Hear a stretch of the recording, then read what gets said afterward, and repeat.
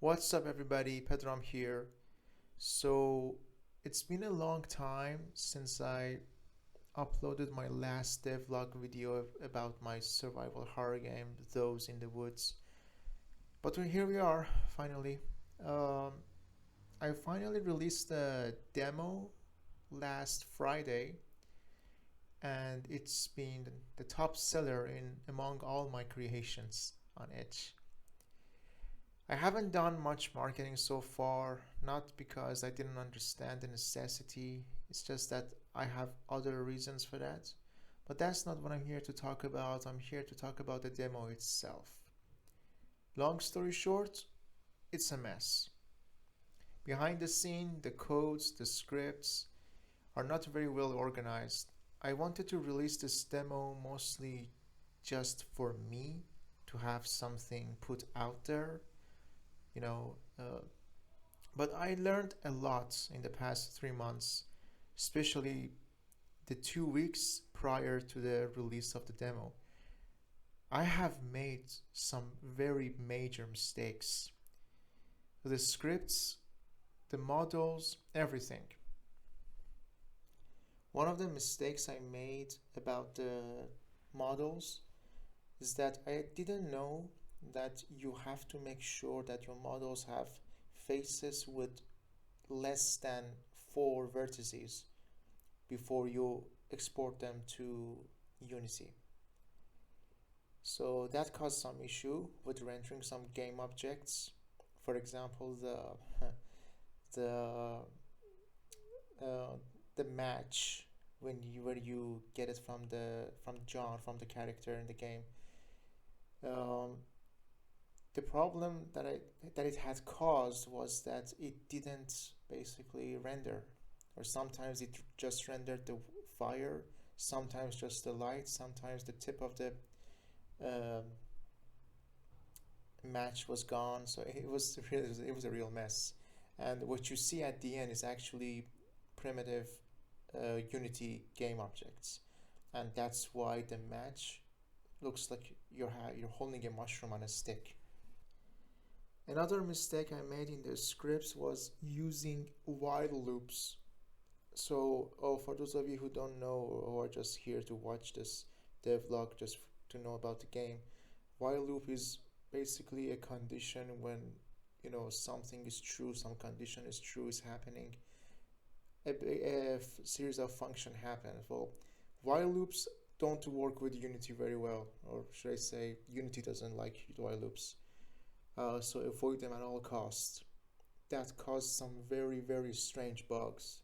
Some of the codes were reading early, some of them were executing late, some of them were just it was so confusing.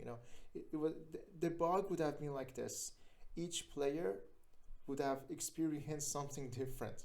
So it was such a big mess. And there's even more than that, but what I want you to understand is that I had to disable a lot of features. And if you want to know truly how messed up it was, you'll be surprised to hear that I actually had to disable running for that. Yes, ladies and gentlemen, running. So if I had to disable running function, you know how screwed those scripts were. I've decided to take a break for now, for at least a month. So I will come back to Unity in June, maximum in June. Could be earlier.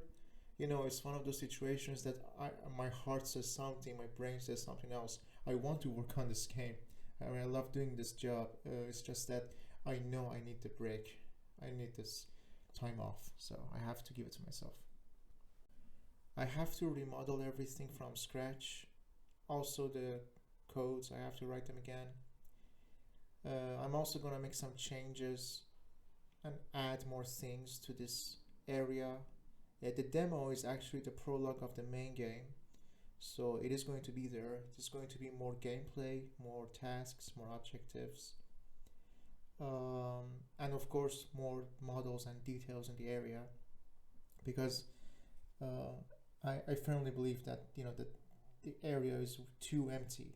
I mean, even the cabins, even though they're small and there's more stuff in there, but it's still empty. There could be more stuff there. Another mistake that I made, and I'm sure this is something that a lot of people make, it's very common and it's the biggest. I didn't have a game design document for this game when I started. But to be honest, when I started making this game, I didn't think of making a game. I was just learning how to make a survival horror game in Unity using a YouTube channel called Johnny Vegas. That's why that basement area that I had earlier on my YouTube. If you remember that place and you check out Johnny Vegas horror series, you see that they are very similar, and that's the reason why I was learning from him basically. I made the game design document after I released the demo. Yeah, I could talk to you about it a little bit. So it's basically going to be like this. You and your friends, you come to the woods, something happens, you guys get separated. Now you have to find your friends.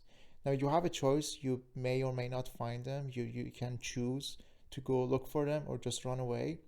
But the thing is, each friend has a unique skill that can, help you in your exploration around the woods. Another game mechanic is that once your friends die, any of them, they're dead for good. Done. Finished. You just have to carry on without them.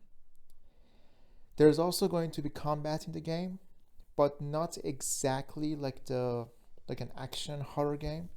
So because I want to rely a lot on the survival elements.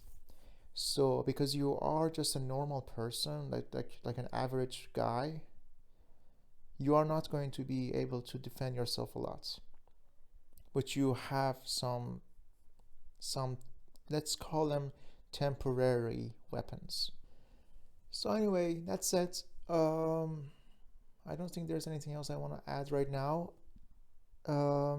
If you haven't played the demo yet, check it out. Let me know what you think. I appreciate some feedback. Also, just so you know, I've actually notified everyone in the beginning of the game. When you open it up, you see that there are 3 endings. One of them is the most common one. I think that most people will see it, is like because it's based on a countdown. There's a countdown happening and the other one is something you find in the woods after you get the flashlights, and the other one is in the beginning of the game. That's all I'm gonna say. Yeah, beginning of the game. Yeah, as soon as you start it, you can finish it. Yeah, so yeah, I'll leave you at that.